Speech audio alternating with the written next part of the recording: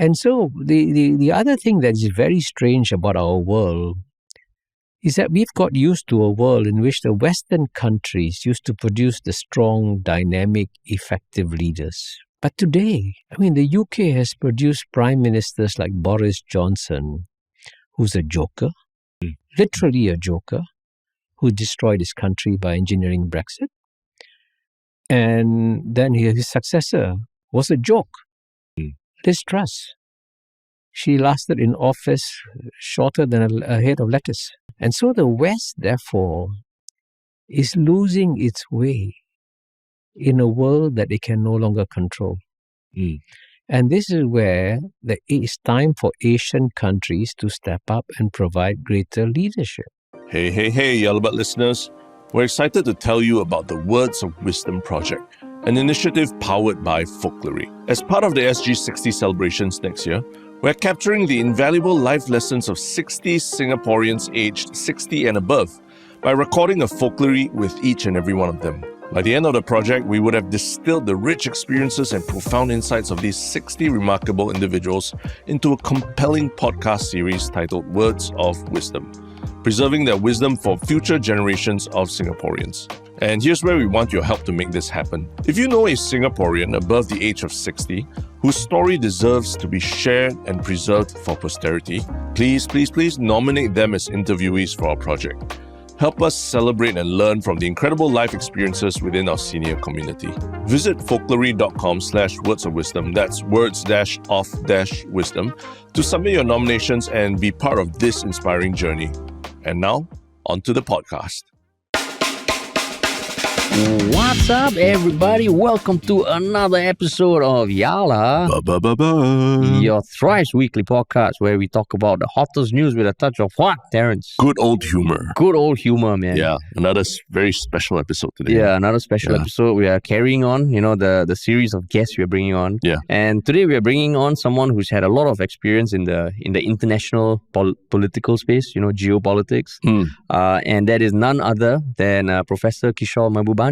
Yeah. Welcome to Yalabat. Welcome. My pleasure. Yeah. Thank you for having me. Yeah, thanks for coming on. And for context, looking at the list of positions you have held also, there's a lot. But the highlights, and correct me if I get any of this wrong, you were Singapore's permanent rep to the UN for quite a few years. You were president of the UN Security Council. You were the dean of the Lee Kuan Yew School of Public Policy. You were the PermSec at MFA. And right now you've written 10 books. With your latest one being launched this Thursday. Tomorrow. Yeah. Tomorrow, yes. At the time we're recording tomorrow. So right now, what are you most busy with? Is it writing, speaking? Well, I'm technically retired, but I'm in a paradoxical situation where even though I'm technically retired, I've never been busier. So I've been busy. I'm busy now promoting my book, Living the Asian Century. And at the same time, because the world is changing in so many dramatic ways, I keep getting invited to travel overseas for speaking engagements. So at the end of this month, I'll be spending 2 weeks as a distinguished visiting professor at Hong Kong University, where I'll give some lectures, both in the university and at the Asia Society in Hong Kong. I'm also launching my latest book. Okay. You've been a really prolific writer all along, right? So for this book in particular, what's special or new about it? Well, I think this book is in some ways completely different from my first 9 books, because my first 9 books are all about some specific challenge in geopolitics. Like my recent book, Has China Won? Is about the US-China relationship. It was launched in COVID, but it's done exceptionally well. The former Treasury Secretary, Larry Summers, said it's one of the best 3 books he read in the year 2020. And then I wrote a book about global governance in a book called The Great Convergence. And so one of my projects this weekend is to write a new introduction for this book for the Greek edition that is coming out end of this year. And then before that, I wrote a book on the rise of Asia called The New Asian Hemisphere. So there are a variety of topics, but the latest book, of course, is a story of my life. So it's very personal. it describes the paradoxical privilege I had of being born poor. Because when you survive poverty and hardship, as I described in the book, if you survive it, then you have developed a certain degree of personal resilience, which is a great asset throughout your life. And so I try and describe that vividly and powerfully in the book, including dramatic scenes of how my father would be fighting in the coffee shop with a broken beer bottle with blood on his shirt, and how he had to bring him home with a bloody shirt and things like that. But what made you want to write that at this point? Because your first 9 books were like what you said about geopolitics. But why the approach for this book? Well, I think, I turned 75 last year. So I decided that it's time to maybe tell the story of my life. And also because I find that many young Singaporeans are not aware that Singapore has had a very special and unique history. That Singapore has actually, I make the claim several times, so far unchallenged, that since human history began, Singapore is the most successful country.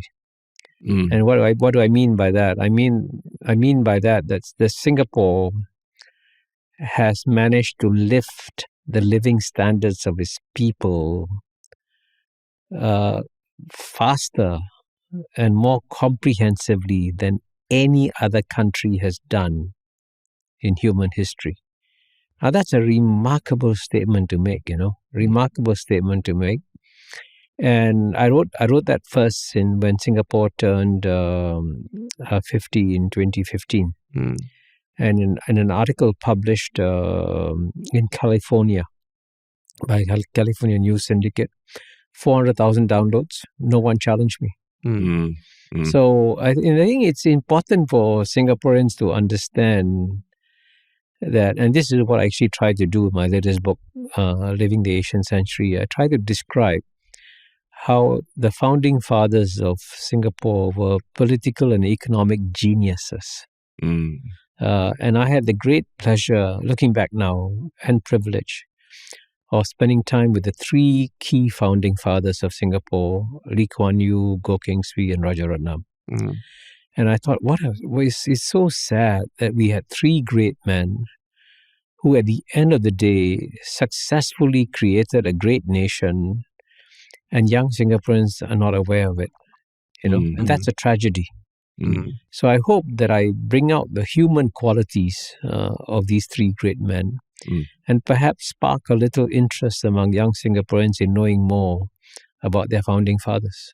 Actually, why do you think that young people don't know about it? In the sense, because we do have national education, and there are things in the curriculum where Singaporeans are taught about what our founding fathers did. But why do you think that young people are still maybe unaware or ignorant about it? Well, actually, that's a very difficult question to answer. And I mean that quite seriously, because what is also unique about Singapore is that we've had the same political party in power since 1959. 49 plus 24 is 65 years. And this political party is in power not because of brutal military rule, which is how normally most governments stay in power, but because it wins elections every 5 years. And the paradox is that because the PAP has been around for so long, it's so much a part of our fabric of our society that we don't notice it. And certainly because there's been political continuity in Singapore, there's been no discussion about the different phases of Singapore's history and what they were like. That's the paradox, because they say, well, I know the PAP. It's the same political party that was there. Yeah. But actually, the founding generation were remarkable people. And the fact that they were so remarkable is so little known.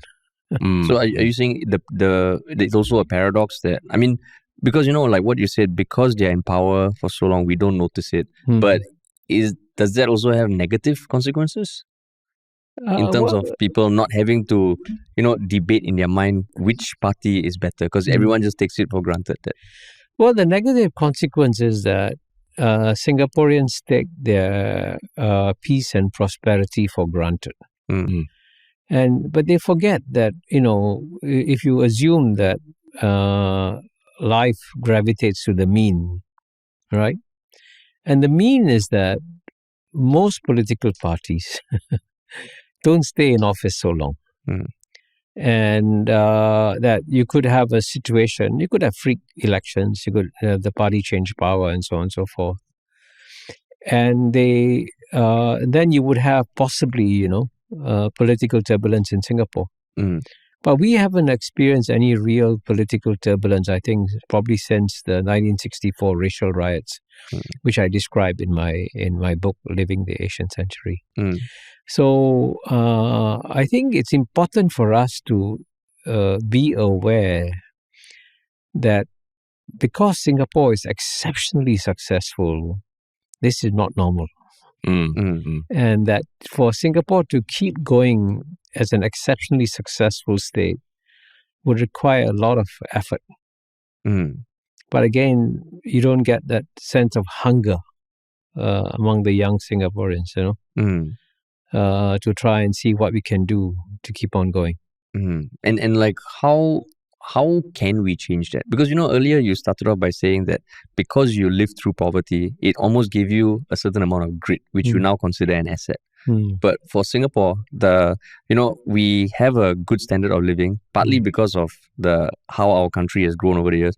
But in some way, that also sets people up to not go through extremely tough times in general. Right. So how I mean, for anyone listening also, I think it's something that we have discussed a lot. Like the younger generations or the future of Singapore, there's a lot of challenges we are facing. Like for you, what is the biggest challenge? Well, I mean, I think the biggest challenge for Singapore is that we take our exceptional success for granted. And when you're talking about my poverty, I don't know what you saw in the interview I did with Sumiko Tan in Straits Times. I said how the reason why I could never break down, even when I went through a lot of adversity and challenges in my life, was because my mother went through hell. When my father lost his job, when debt collectors came to our house, Chinese gangsters knocked on the door. My father rolled under the bed and asked me to tell the Chinese gangsters to go away because he knew he'd be beaten up very badly if they found him.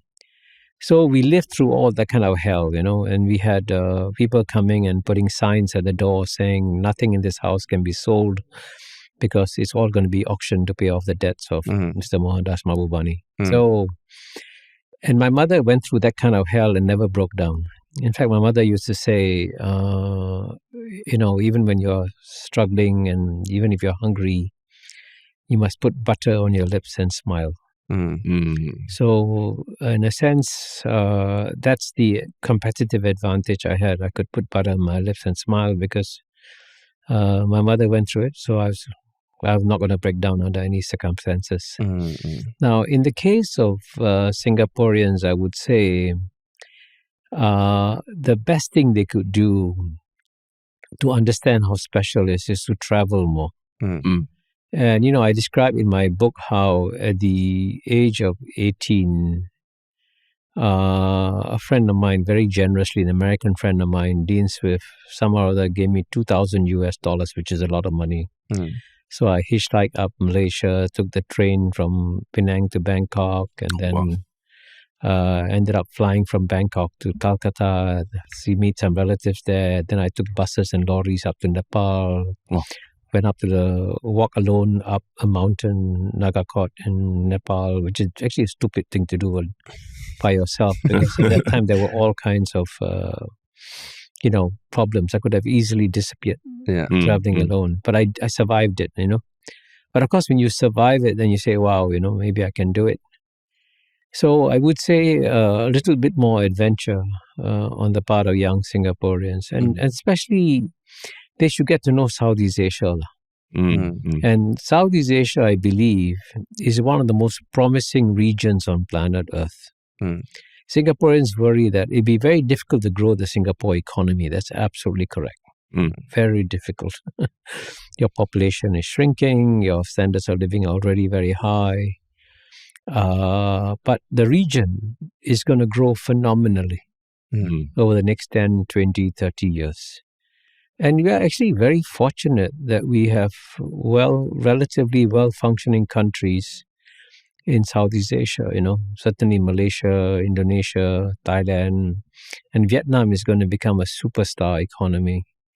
So why not go and experience these economies and work and live there for a while? And what makes you so sure? Is it your experience there, or what sort of trends have you seen? Well, I mean, I would say, because of my diplomatic career, partly because of that, I probably visited countries in every corner of the earth. And when you work in the United Nations for 10 years, as I did, I lived in a global village. Every day I would walk down the corridors of the UN and I meet the ambassador from Botswana, the ambassador from Paraguay, the ambassador from Fiji. And, you get the sense, you understand the world. And you also get a sense of which countries are doing well and which countries are struggling. And in many parts of the world, let's say in Africa or even in South Asia, leaving aside India, which is doing very well, many countries in Southeast Asia are struggling. Look at Bangladesh, for example, now, what just happened there. So amazingly, we live in a region where the countries are doing well. Indonesia is the most successful democracy in the Islamic world. And, I was just in Jakarta 2 weeks ago because the incoming president of Indonesia, General Prabowo, set up a kind of a series of lectures for his incoming team. So I've been flying down there to speak to different members of his incoming team about how to prepare for the world that's coming. And so, and I also did, by the way, I also was invited by President SBY to talk to his cabinet. I've also met President Jokowi personally. So I've had the great privilege of getting to know 3 Indonesian presidents. And so when I speak about the country, I can do so with some confidence because I've dealt with the leaders. So just thinking about ASEAN as a region, because I think you've said that it's one of the greatest things that the founding fathers have left behind as a legacy, right? ASEAN is you mentioned that its strength is in its diversity and all. But at the same time, people say that it's so diverse and so many different languages, cultures, religions and all. How can it cohesively work together as a group? What makes you optimistic that that's a way forward and it's a model for other, multilateral institutions to follow? That's a very good question because ASEAN should not be working. Yeah.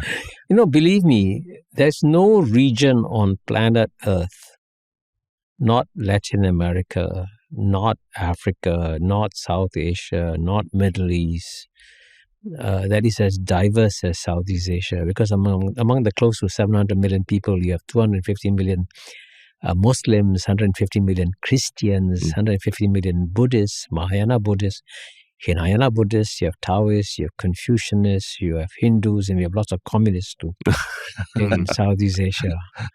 So it's an amazing region. This region was described by British historians to be the Balkans of Asia. And as you know, the Balkans in Europe is where the big wars began.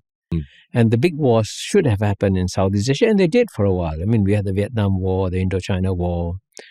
But right now, the amount of peace and prosperity that ASEAN has delivered is a miracle. By the way, which is also why I co-authored a book called The ASEAN Miracle with my childhood friend, Jeffrey Sung. And what ASEAN has accomplished is amazing. I'll give you one statistic. So you two statistics. 2 statistics that show how ASEAN is off the charts. Number one, in the year 2000, Japan was the world's 2nd largest economy. Japan was 8 times bigger than ASEAN. 8 times. Now Japan is only 1.2, 1.3 times bigger than ASEAN. And by 2030, ASEAN will be bigger than Japan. That's amazing. In 30 years, a country that used to be 8 times our size is now smaller. That's a second statistic. The European Union combined has a much bigger GNP than ASEAN. 5 or 6 times bigger at least, right? And yet between 2010 and 2020, ASEAN contributed more to global economic growth than the European Union did. That's absolutely stunning. Future historians will say, wow, what region, what amazing region this is in and he's doing very well. And he's doing very well because there was a period when Southeast Asia had exceptional leaders. And I can tell you that the man who appreciated ASEAN a lot was Mr. Lee Kuan Yew. And so he made a big effort to forge good relations with his counterparts in Indonesia, Malaysia, Thailand, and elsewhere, And at the end, and what Jeffrey Sung and I document in the ASEAN Miracle is that the special friendship that developed between Mr. Lee Kuan Yew and President Suharto was the anchor on which ASEAN was built. And again, almost no Singaporean knows this.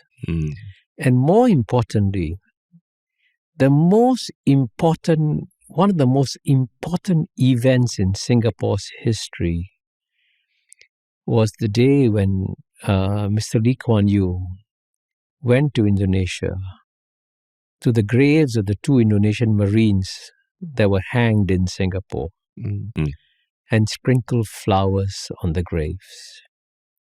That was an amazingly generous gesture on the part of Mr. Lee Kuan Yew, and it provided the foundation for the special friendship. Now, you go and ask any young Singaporean, do you know that Mr. Lee Kuan Yew sprinkled flowers on the graves of 2 Indonesian Marines? Almost no one knows it. Yeah. And yet it was a cardinal turning point in Singapore's history. But so that's the kind of ignorance that is shocking. But even like that statement, he sprinkled flowers. I mean, I can understand because from reading your essays and all, you can sort of understand the impact that has. But for someone hearing that for the first time, because I think that's the thing about geopolitics and international relations, especially for me, when I listen, right, they're so big and high level that I feel as like an individual, grasping the impact of these sort of things is not very clear to me. So like, let's say that incident, right? Him sprinkling flowers on the graves of those Indonesian Marines. I understand the context because I read your essay. But for someone listening, how are they supposed to understand the impact of that? Because we are not geopoliticians. Well, I would say, frankly, you see, we must be aware that at the largest level, we as human beings are living in one of the most exciting moments of world history. We're seeing profound changes, right, in the international order. And I just mentioned 2 or 3. Yeah. Firstly, we are seeing the end of the era of Western domination of world history, right? From the year 1 to the year 1820, the 2 largest economies of the world were always those of China and India. Always. But in 1950, United States alone had 50% of the world's GNP, and China and India combined had only around 5%. So China and India shrunk dramatically over the last 200 years. But that was an artificial period. That was an aberration. That aberration is ending. We're now returning to the norm of 2,000 years, where China and India will once again be the largest economies in the world. All this has happened in the last 30 years, right? Amazing. So that is one profound shift. And by the way, the West has difficulty accepting it, adjusting to it, which is why I always write essays pointing out how the West should adjust. For example, today is Wednesday. On Monday, 2 days ago, the Financial Times published a column by me, amazingly. Financial Times is a British publication, published a column by me saying, that it's time for the United Kingdom to give up its permanent seat in the UN Security Council, give up its veto in this UN Security Council, and give it to India. Because India is now much more powerful as a country than the United Kingdom. Now, that's an amazing statement to make, because remember, 100 years ago, in the year 1924, 100,000 Englishmen could effortlessly rule over 300 million Indians. Can you imagine today the British sending 100,000 people to India and saying, hey, let me run your country for you? It's impossible, right? But that happened 100 years ago. So that was an aberration. So now history has come full circle. And 100 years ago, the British was so much more powerful than India. Now, India is more powerful than the United Kingdom.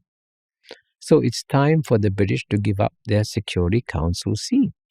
I can assure you that they won't do so. I guarantee you they won't do so, because countries never give up privileges that they have acquired in the global system. But the fact that there's been this profound shift in human affairs is something that we should be aware of, number one. And secondly, we are also, over the next 10 to 20 years, in a sense, going to be watching the biggest wrestling match ever in human history. And that's a geopolitical contest between the United States and China.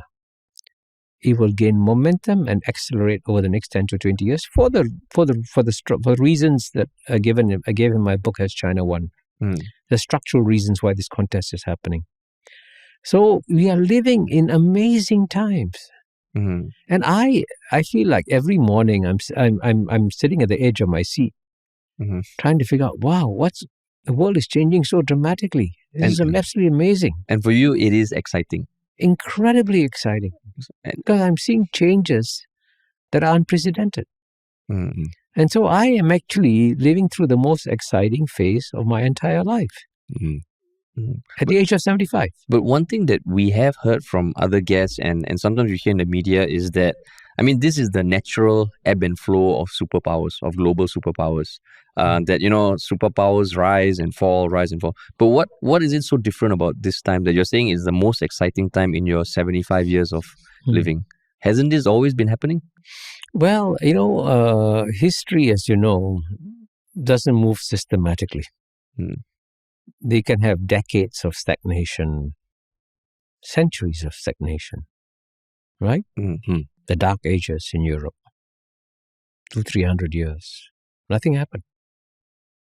Then you had the Renaissance, then you had the Enlightenment, right? You could have lived for 300 years and seen no change. And then you could have lived in 2-3 decades of the Renaissance and say, wow, how much is changing? So I can tell you this, since human history began, we haven't seen the kind of change that we have seen the last 30 years. Plus with the iPhone and all. Yeah, and then of course the technology is a very large part of the story. The internet, technology, AI, it's amazing, right? I mean, when I went to Nepal in 1969, when I was 21 years old, there was no way I could communicate with my mother in Singapore. There was no cell phone. And India didn't even have landlines, right? Yeah. And they used to have a joke in India in 1969, half the country is waiting for the landline and the other half is waiting for the dial tone. You pick up the phone, there was no connection. Yeah. So you move from that era to an era now where there, I think if I'm right, 500 million Indians have smartphones. What an amazing transformation, right? People in the village now, in remote villages, with a smartphone can know what's happening anywhere in the world instantly, right? Instantly. Now that's a dramatic transformation. So, and if you're not even aware that we are living in such exciting times, then I would say that, there's something wrong.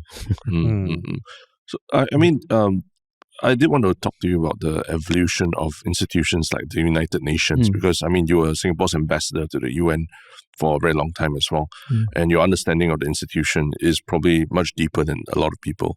I mean, something like the UN, it came to prominence after the wake of a world war, right? Essentially, where the Western powers essentially became, like you mentioned, permanent. They had permanent seats on the Security Council and all. And now we see the UN in reacting to things like the Israel-Hamas war and things. And people are saying, oh, the UN doesn't actually have that much power or teeth to really do anything effective in global politics. So how do these institutions still have a relevant role to play in today's world, given that there's a rise of powers outside, beyond the Western powers? Or should we be looking at other institutions to fill the gaps where the UN is not able to have as much say or effectiveness? Well, I'm glad you mentioned that I was ambassador to the UN for 10 years. Yeah. And I belong to, I would say, one endangered species called the lover of the United Nations. I love the United Nations passionately. Because I think today, if you try to create the United Nations and try to negotiate among the 193 countries, you would never get as beautiful a document as the United Nations Charter that, as you correctly said, was drafted after World War II in 1945, basically by the Western powers. But so all the world knows is that the West created the UN, whether China is also a permanent member. And we also know that the UN is very weak. That's a fact. But why is the UN weak? And here the paradox is that even though it was the West, especially the United States of America, that created the UN, it is the West, led by the United States, that is weakening the UN. Right? And I can tell you one story. When I was ambassador to UN from 1984 to 89, the foreign minister of Singapore was Mr. S. Dhanabalan.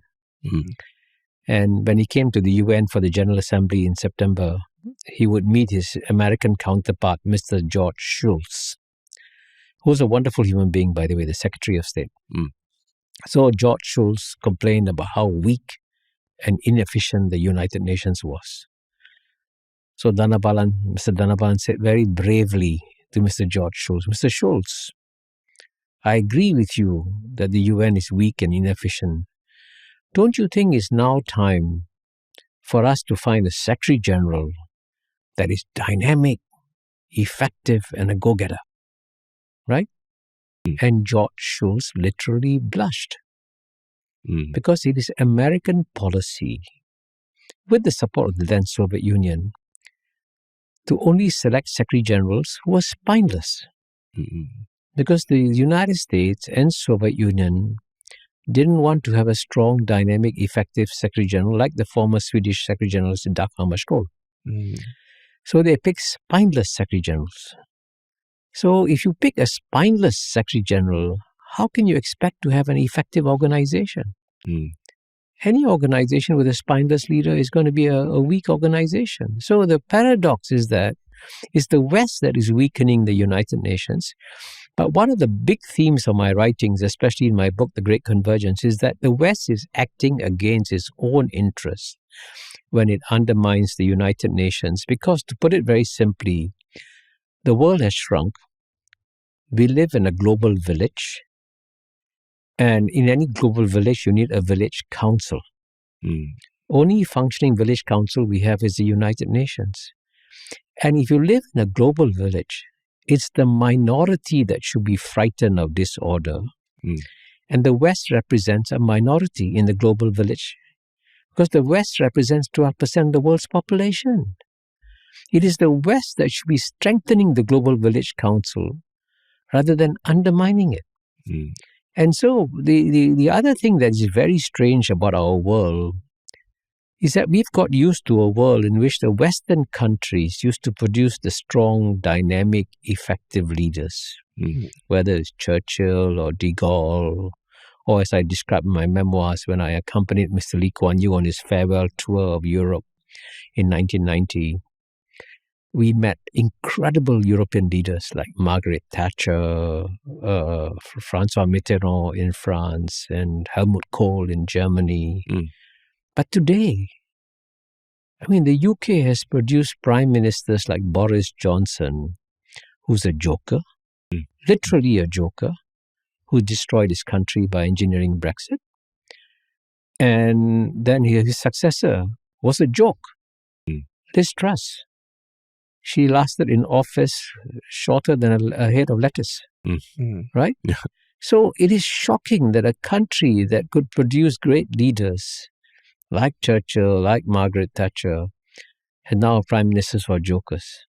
And so the West, therefore, is losing its way in a world that it can no longer control.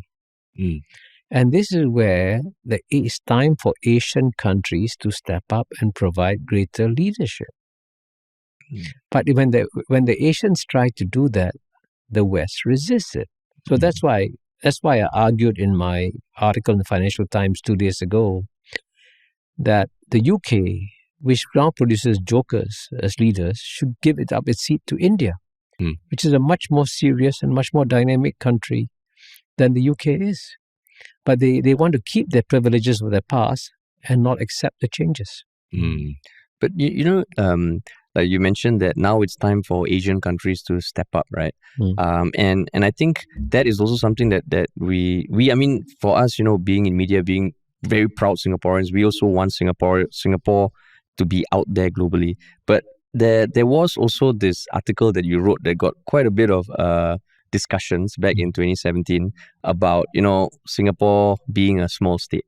So how do you weigh those two? Because in that article there was a lot of rebuttals that were kind of saying that Singapore should not behave like a small state. Singapore has never behaved like a small state. I know there were a lot of discussions around it, and I think your article also covered a lot of other things, but that was the main controversy. So how would you square that with what you just said about Asians having to step up? But on one hand, should we? What did you mean by saying that we are a small state? Well, I can tell you that I have made many mistakes in my life.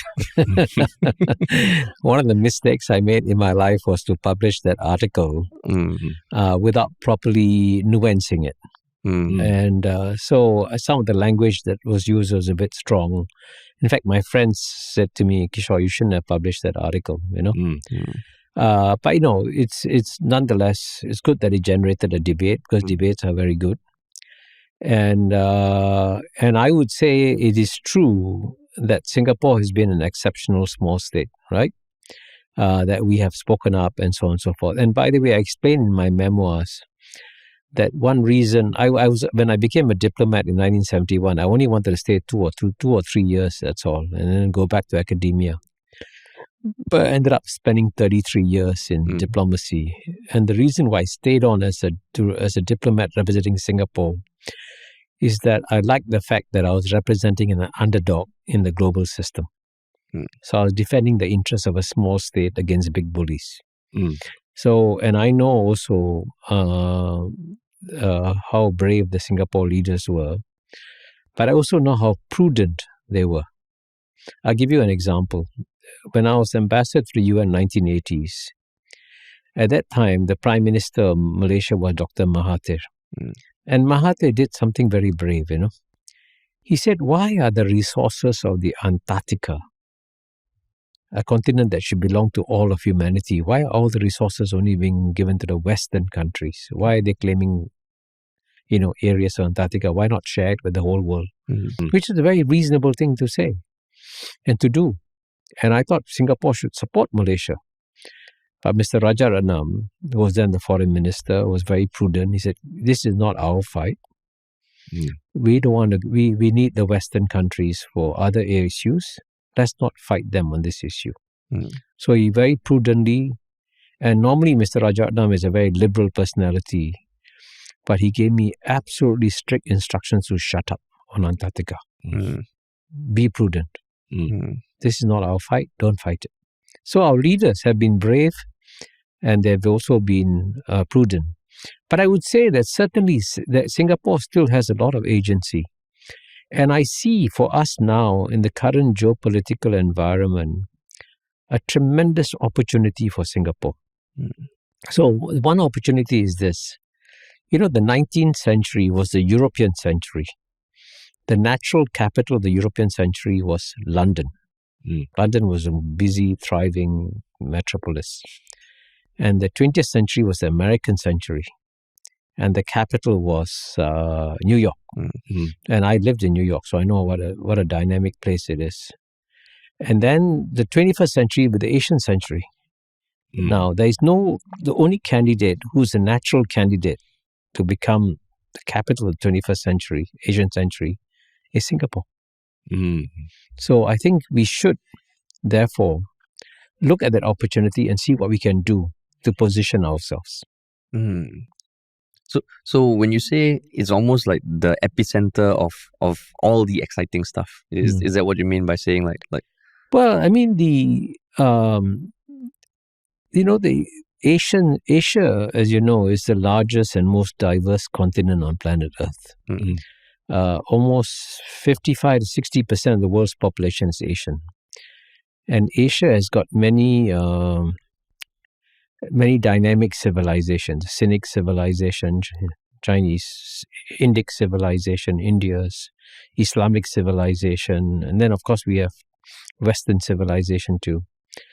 And the only city in Asia where these four civilizations coexist peacefully and in harmony is Singapore. So we have a natural position to become the capital of the Asian century. But this requires a certain being visionary to some extent, and this is what young Singaporeans can do. They should aspire to look for a larger vision to serve, rather than just worry about narrower short-term considerations. So when you see things like, say, the Trump-Kim summit happening in Singapore, or Taylor Swift, the Shangri-La dialogues having the Zelensky come and all that, do you see that as a trend towards Singapore being seen as this capital where everyone can come to, and it's a neutral place for everyone to be? Oh, definitely. And there's no question that the Shangri-La dialogue has put Singapore on the world map, that the Taylor Swift concert has put Singapore on the world map, And there'll be other such events happening. And every day, by the way, every week there's some events happening, and sometimes there's trilateral meetings between US, China, and Singapore happening quietly in Singapore. And then when Donald Trump meets Kim Jong-un in Singapore, that also puts Singapore on the world map. So things like that do help. And I think we can do more of that. Okay. I did want to ask you a little bit about what you said earlier, that the Western media, or maybe politicians, have been resistant to your message of understanding that it's an Asian century going forward. But at the same time, you are welcomed and invited to speak in universities in America and all. So what do you think is behind this resistance from mainstream media or the Western politicians that's leading to this resistance to this message of the Asian century? Well, I mean, the resistance is quite natural because for example, if the Europeans accept that this is no longer a European century but an Asian century, then the Europeans have to give up their position as the head of the most powerful financial organization in the world, the International Monetary Fund. Right? They don't want to give up that position. That's why they refuse to call it the Asian century. So you can understand that. But the Western media and Western universities and Western think tanks, many of them still like to have dissenting voices. So I get invited back regularly. I just had a debate with Orville Schell, who's a very renowned China scholar in the US. And when that video was put on the YouTube, there are about over 800,000 views now. Of course, there are more views for the shorter extracts in TikTok. Yeah. Sure, yeah. So there is a willingness to listen to different points of view. That's why I was invited earlier this year to spend time at the University of Pennsylvania. And I'll be going in October to launch my book at the Asia Society in New York and at Harvard University.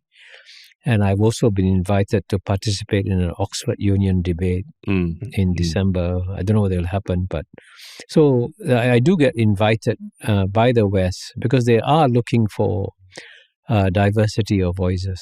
But of course, convincing them to change is still going to take some time. But it's I enjoy doing that.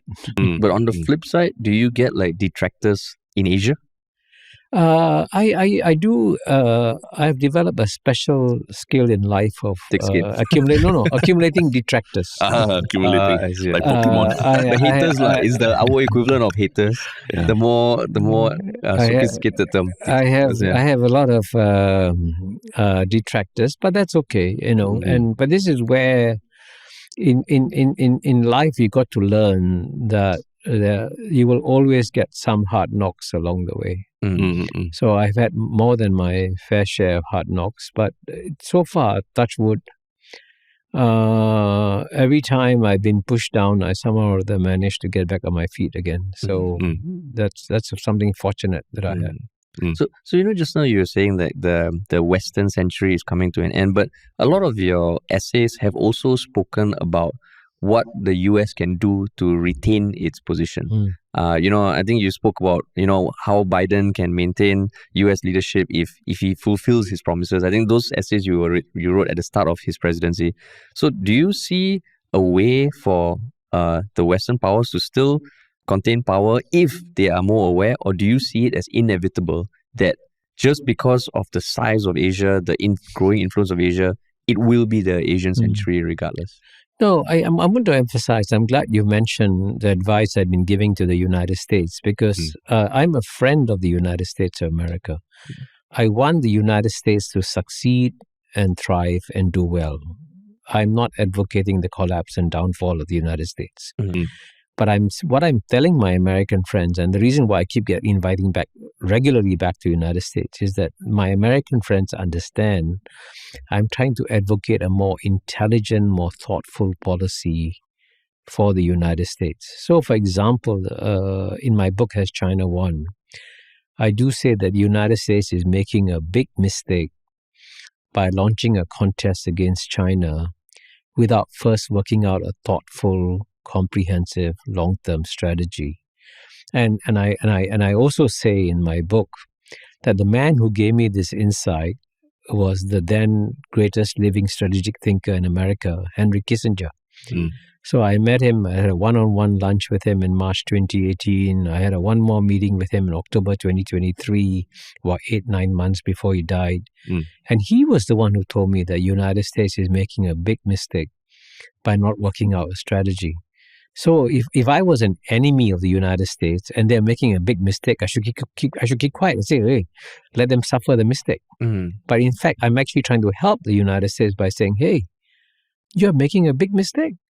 You're completely underestimating what China can do. And Henry Kissinger agreed with me. And I would say the more thoughtful Americans who think long-term and strategically also agree with me. I see. Could you talk a little bit about the nuances of when you say that they are underestimating China? Because you've spoken previously about China's capacity to bounce back from failure or from the bottom. Like, what is it about Chinese governance or the Chinese people as a whole that gives them this capacity that you see as a very big strength that they have? Well, I would say there are many reasons why I think China will do well. And by the way, I do belong to another endangered species called the China optimist. Because nowadays it's conventional wisdom to be pessimistic for China. And I think the pessimism is wrong, but you'll find out in 10 to 20 years. One is, of course, the fact that China has the world's oldest continuous civilization. So, in geopolitical contests, it's not a sprint, it's a marathon. Chinese civilization has run more marathons than any other human civilization has. So the resilience of the Chinese civilization is shown over 4,000 years. You can't wipe out 4,000 years of history. And in fact, it was Professor Wang Gangwu, who, as you know, is a remarkable, I think he's Asia's greatest historian, who gave me this insight also, which I put in one of my books. And then secondly, at the same time, the Chinese have also experienced times when they were in deep trouble. And one of the worst centuries that Chinese have had was the century of humiliation from 1842 to 1949. And I hope that every young person in Singapore knows what the century of humiliation is. Because if you don't understand the century of humiliation, you don't understand China. And in fact, that's why I did a free edX course, EDX course, on the century of humiliation. That century of humiliation means that Chinese know that if they lose this battle against the United States, they will be once again suffer humiliation. Now, if you just recently suffered humiliation, you will make very, very sure that it doesn't happen to you again. So the determination of the Chinese to succeed is phenomenal. So, and in a sense, again, all this is not rocket science, you can work it out yourself. So, I mean, it's possible, of course, that China may still fail.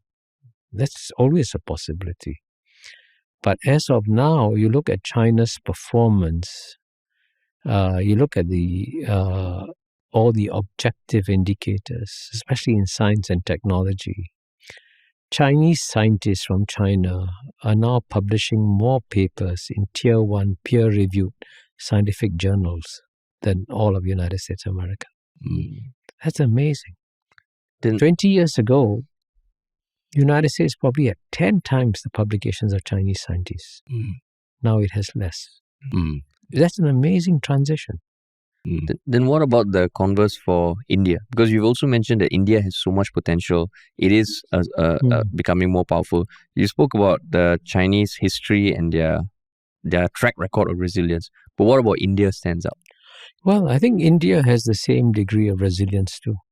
I'm extremely bullish for India too.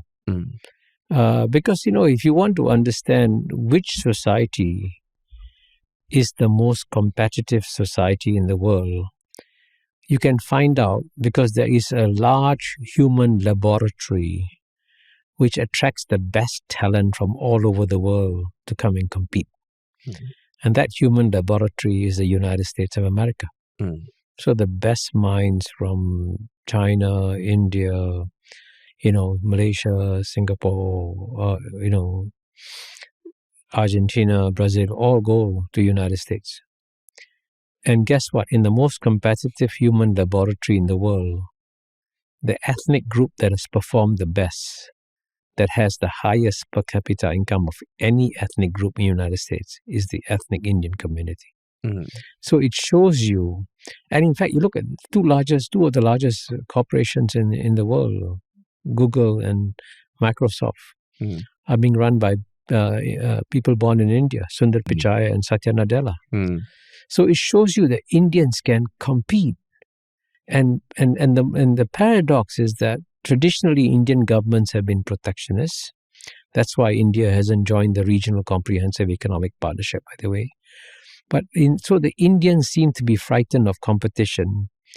Actually, it's the rest of the world that should be frightened of Indian competition. And so if India can open up its economy more and compete more, then I think India will also take off dramatically. I guess what you're saying is I should have also stayed in the US and not come back to Singapore. Then you would be CEO of Google now, is it?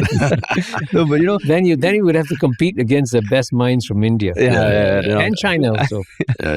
So bringing it back to Singapore, I know. You've spoken about the rise of India and China and the challenges facing the Western world, right? But a lot of Singapore, our society, it still feels there's a lot of Western ideals that we have followed. And I know one thing that you wrote about was how in Western countries, the wealthy are getting a lot more influential in politics, and that could be their downfall. But do you see that happening in Singapore also? Like about the power being like in the top strata of wealth? Well, I spell out that case very clearly in chapter 7 of my book, Has China Won, where I point out that if the United States was truly a dynamic, thriving, vibrant democracy, it could outcompete China. But functionally, instead of being a democracy, the United States has become a plutocracy. And some of the greatest Western minds have also said this. Paul Volcker has said this. The Nobel laureate Joseph Stiglitz has said this. The most influential economics commentator in the world, Martin Wolf, has said this. So when it becomes a plutocracy, it means that the public policy decisions that the United States makes benefit the top 1%, and the bottom 50% don't see any improvements in their lives.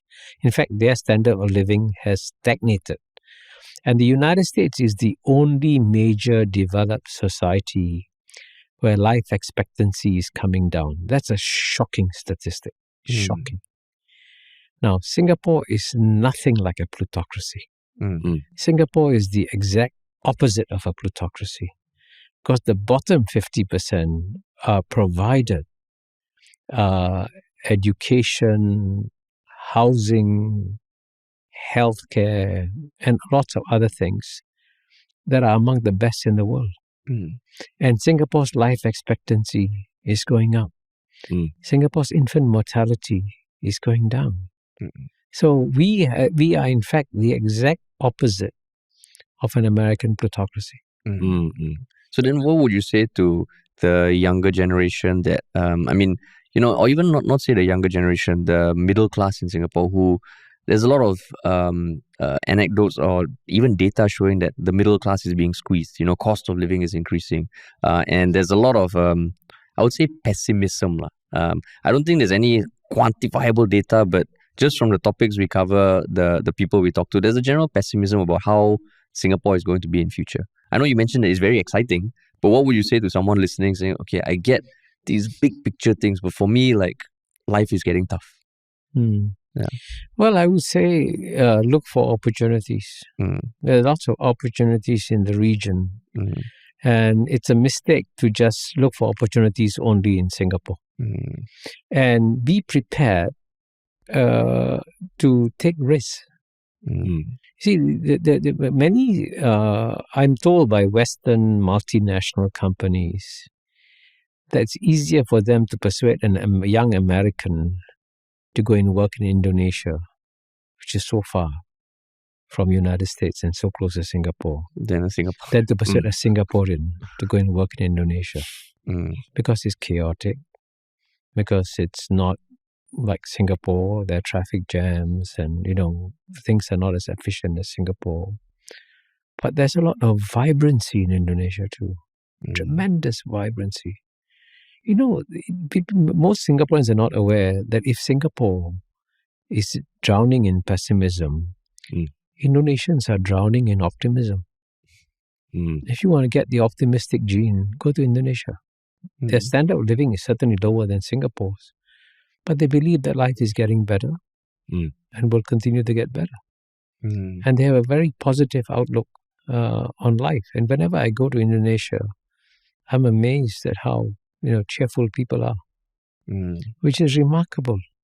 So I think this is where there is definitely a need for Singaporeans to spend more time outside Singapore. And I would say when you're young, find a way of spending at least 1 year in a Southeast Asian society somewhere. And just live for 1 year. A bit like what the American Peace Corps used to do, send teachers out to the villages and live for a year in some village or some Indonesia or something like that and experience it. And then you will realize, hey, there are lots of opportunities out there. I just did want to ask about something that I've heard you mention before that I thought was quite interesting. The idea of China being a meritocracy, because that's something that, people don't think of, like two words that come together, China and meritocracy. Like, what do you mean by China being one of the world's greatest meritocracies at this point? A meritocracy is a system whereby when you want to select people for the job, you select the best possible person. Now, the best way to explain it is to use the analogy of a football team. Now, when Argentina is looking for players for its football team, the coach and captain will look for the best players and won't look for their cousins or their nephews or their uncles to come and play the Argentinian football team, right? That's why Argentina is number one in football. Yeah. But paradoxically, when it comes to looking for players for their economics team, instead of selecting the best possible person to lead the Argentinian economics team, you have uncles and cousins and nephews and all coming into the picture. And that's why Argentina has been driving in reverse gear on the economic front. And Argentina used to be one of the top 10 richest countries in the world in the year 1900. And they've been steadily going backwards. So the meritocracy you can see clearly in football. They excel. They do the opposite of meritocracy in economics. And they suffer. Singapore, as you know, is the opposite. Our football team is definitely not one of the best in the world. 160 something. But our economics team is probably number one in the world because we have complete meritocracy in our economics field. Ruthless meritocracy. I mean, in football we could do that too, but our base is very small. And in China too, the Chinese, the greatest leader of the 20th century, bar none, was Deng Xiaoping. And Deng Xiaoping learned about meritocracy from many sources, but especially from Dr. Goh Keng Swee. And Dr. Goh Keng Swee spent time after he retired in China. And I used to have conversations with Dr. Goh. And you find that in my memoirs, my conversations with Dr. Goh about China also. And the Chinese Communist Party is one of the most competitive political parties in the world. It's very hard to go up. So before you can go up one level, they'll say, okay, why don't you show us? Can you run a village? Can you run a town? Can you run a city? Can you run a province? So you're tested at every point. And if you fail, if people's lives go backwards, you're finished. So you're tested and tested and tested, and only the best keep progressing upwards. Right? And so the quality, I have actually spoken at the Chinese Communist Party school to a room full of vice governors, vice ministers, and all that. And they were incredibly impressive people, super smart, right? And in many ways, the other place where you meet super smart people is a place like Harvard University. So, and Harvard University only selects the best from the world to work in Harvard and become professors there. So the Chinese Communist Party is as meritocratic as Harvard University. So that's how the China is doing exceptionally well. There's a reason for it. But do you see like any downsides to a pure meritocracy? Well, I think you need to have what I call a compassionate meritocracy. So people who succeed and do well should also be concerned about those who haven't succeeded and who haven't done well, who for whatever reason haven't had the advantages that they have had in life. And I think that's what Singapore is trying to do, providing all kinds of safety nets for people who are not doing as well. But in my case, if the Singapore hadn't had meritocracy, I should never have gone to university. In my memoirs, I describe when I finished my A-levels, we had no income. So I started work as a salesman, earning $150 a month. Oh, what were you Singapore selling? dollars. I was textiles. Yeah. And I would have stayed as a textile salesman. And then out of the blue, because of meritocracy, because I guess I did well in my A-levels, I was given the President's Scholarship. And the President's Scholarship paid me $250 a month. So my mother said $250 a month is more than $150 a month. So why don't you go to university? And by that accident, I ended up university. In fact, I never even applied to go to university because it was beyond my capacity. Oh, wow. So if I hadn't had the President's Scholarship, which, by the way, is a meritocratic system, I wouldn't have succeeded in life. So Singapore has succeeded because of meritocracy. And now I know that meritocracy is no longer as good a word in Singapore as it used to be. But for someone like me, without meritocracy, my life wouldn't have been anywhere near as wonderful as it has been for me. I see. Wow. So I mean, there's also a lot of stuff that you have written that's online. So if people wanted to find out more and to read some of your readings, where would be the best place to go? Your website? I have a website, www.mahbubani.net.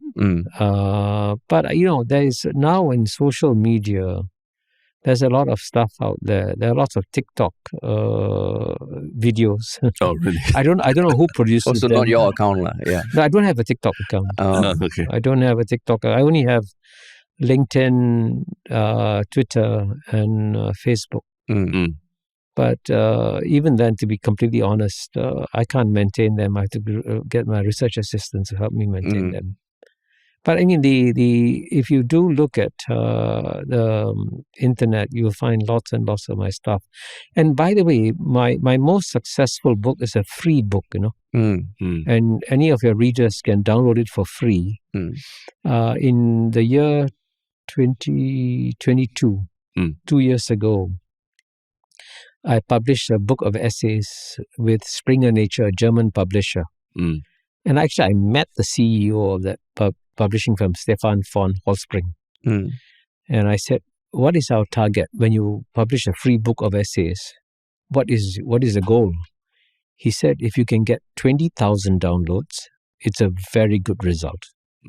So instead of 20,000 downloads, that book has been downloaded 3.6 million times. Wow. In 160 countries. Wow. And it's free. And it's available from your... It's available in Google. Just Google. Okay, we can put the link there. Just Google and you will get the book free of charge. Okay. And what should they Google? We can put the link. The title is The Asian 21st Century. Okay, got it. We can. So you can see, therefore, for me, I make no money from the book because it's a free book, right? But I'm so happy that 3.6 million people have downloaded it. I hope some of them must have read it. I hope. I did. We did. So it is. I'm actually very happy that social media is spreading ideas, and at the end of the day, I believe that there is a very competitive marketplace of ideas out there. Very competitive.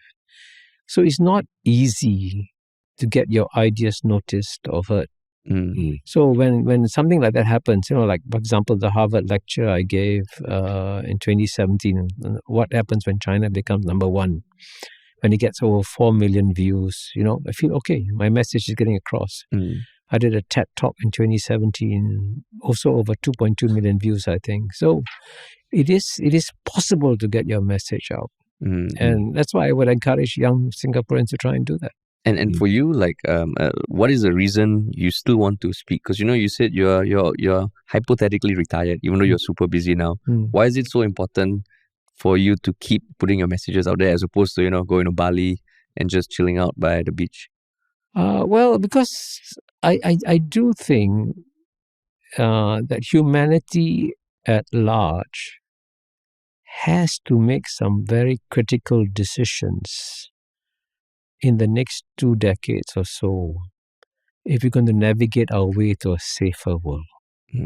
So if we don't impose checks and balances on the US-China competition, we would suffer. So I suggest various ways and means of imposing checks and balances, especially in the last chapter of my book, Has China Won? Then we also face other challenges like climate change. We haven't mentioned climate change once so far. And I would say that,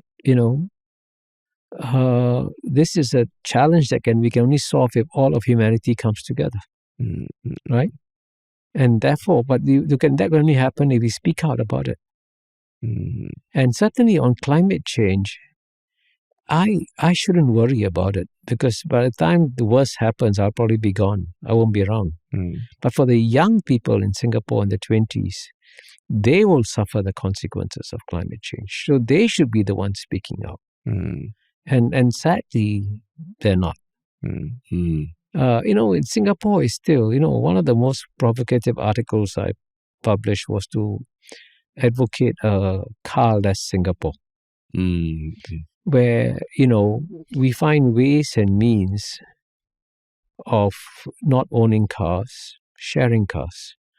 Just yesterday, somebody was showing me a ride he took in China, right? And from beginning to end, he showed me on his phone. He was in a taxi with no driver. Driverless taxis. Taxis. Driverless. And he said the taxi wouldn't start until he put his seatbelt on.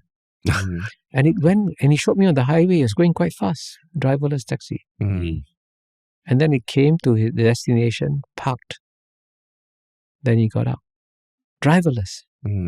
Now, if Singapore can have driverless cars going all around Singapore, you don't need parking because they can function 24 hours a day. And you don't have to worry about keeping it somewhere or owning it. So Singapore can become the first society in the world to adopt complete driverless cars to drive us around. But that requires a certain degree of bold imagination. But what makes it hard in Singapore is that owning a car is part of being the stature of upper class Singaporean. So I mean, it's crazy to drive a Ferrari in Singapore at 30-40 kilometers an hour average most of the time. No, just from traffic light to traffic light. So it doesn't make sense. But why you buy a Ferrari? For stature, status. But we should, in a sense, envision a different kind of Singapore, where we move away from using a car as a status symbol, but instead saying that our society is the most climate-friendly society in the world. Awesome. What a great message of optimism to wrap up. We just have one more segment left at the end, the one Shiok Thing, which is just something that you have seen or experienced that you can share with our audience. We can go first, so you can still have a minute. But Terence, you got your one Shiok Thing. Mine is, I think there's a Singaporean football player now who's making waves because she signed a professional contract with Brisbane Roar, a team in Australia, the Australian Football League. And that's Danielle Tan. She's a young Singaporean who's making waves in the international football scene, in women's football. So, there's a video of Brisbane Roar welcoming her to the team with all the highlights of her career and all the goals that she scored. And I just thought it was pretty cool that somebody put together a reel of like a Singaporean football player, and then she's going to go on to play elsewhere around the world, right? And just a nice moment for Singapore football. And that's a top tier team, Division 1. Yeah, Division 1. Because she came from Dortmund. Yeah, but Dortmund is at fifth tier, I think, in German football. But in Australia now, she's going to the top tier. So, pretty amazing for Danielle Tan. That is awesome. My one Shiok Thing is, I don't know whether we have mentioned this YouTube duo on this podcast before, but the Red and Link, which are people who have been on YouTube for a long time. So they're YouTube creators and quite inspirational to watch because they've been running like a daily show for don't know how many years. where they talk about, pop culture, entertainment, sometimes news. And they have kind of done a whole bunch of stuff, including they have a podcast, they have merchandise, they have TV shows. And recently, I think a few months ago, they uploaded this one video on YouTube called We Are Done. Basically, it was a bit clickbaity, but what they're saying is that they were done pitching to these powers at be, like the networks, to make their own TV show. And they just said they are going to make their own TV show and invest in it and build something that they were not being allowed to build. So I just thought, actually it's quite cool, because we rerun a show like this and they've been around for so long, so a lot that you can learn from creator like that, Red and Link. I don't know whether you watch a lot of like entertainment YouTube. Probably a lot of speeches and talks, right? Yes. No, unfortunately, I'm very boring. But I was going to say one of the most shock years of my life was 2021. Because that's the year when the world shut down. I didn't travel once, I think, that the whole year because of COVID. But the result was that I ended up walking or running an average of 11 kilometers a day over 365 days. Wow. So I walked or ran 4,000 kilometers that year. And you tracked like everything? I was running every second day, because you're not good for your knees to run every day. But anyway, the reason I could do, actually I did a lot of walking too. The reason why I ended up walking a lot also is because I discovered podcasts. And one of the podcasts I discovered in 2021, which I still listen to, is a podcast called Seneca. And it's run by an American guy whom I've met, Kaiser Kuo, very thoughtful American Chinese. And as you know, had published a book, Has China Won? So I was always constantly trying to learn more and more about China.